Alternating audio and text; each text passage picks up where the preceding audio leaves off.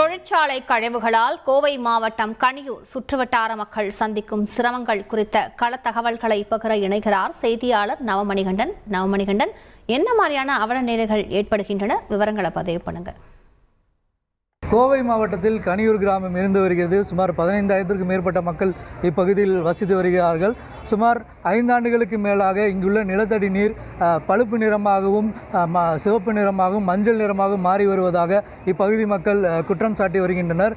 மேலும் இந்த நிலத்தடி நீரை பயன்படுத்த முடியாத அளவிற்கு மாசடைந்திருப்பதாகவும் அருகில் இருக்கக்கூடிய ஒரு தொழிற்சாலை மூலமாக இந்த நிலத்தடி நீர் மாசுபட்டு வருவதாகவும் குற்றம் சாட்டி வருகின்றனர். இது தொடர்பாக மாவட்ட ஆட்சியர் மற்றும் இதர அதிகாரிகளிடமும் புகார் தெரிவித்தும் இதுவரை நடவடிக்கை எடுக்கப்படாமல் இருந்து வருவதாகவும் தெரிவிக்கின்றனர். மேலும் இப்பகுதியில் இருக்கக்கூடிய நிலத்தடி நீர் அதாவது பயன்படுத்த முடியாமல் நோய்கள் ஏற்படும் வகையில் இருந்து வருவதாகவும் புகார் தெரிவிக்கின்றனர். இந்நிலையில் பாதிக்கப்பட்ட மக்கள் நம்மிடையே இருக்கிறார்கள். அவரிடம் கேட்போம், என்ன மாதிரியான பாதிப்புகள் ஏற்பட்டிருக்கிறதுன்னு கேட்போம்.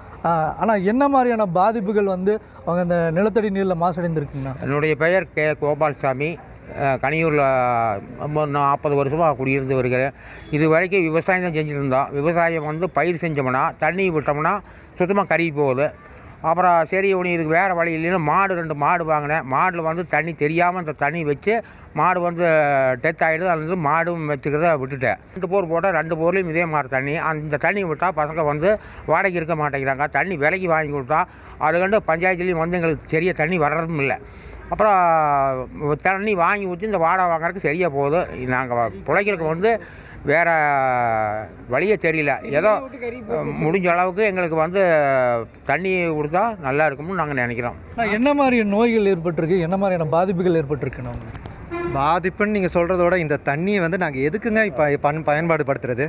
இது வெறும் நாங்கள் கட்டடம் கட்டினாலும் அதில் இருக்கிற கால்சியமால் பில்டிங்கும் ஸ்ட்ராங் ஆக மாட்டேங்குது. இதை வீட்டு பயன்பாட்டுக்கு நாங்கள் தான் யூஸ் பண்ணுறோன்னா ஆர்ஓ பண்ணால் எதுவும் இல்லை. இங்கே நாங்கள் பொல்யூஷன் போர்டில் சொன்னால் வாட்டரை ஃபுல்லாக ட்ரெயின் பண்ணுங்கள். என் கிணறு 2 வாட்டி நான் கம்ப்ளீட்டாக ட்ரெயின் பண்ணியாச்சு. பண்ணாலும் இதே கலரில் தான் வருது.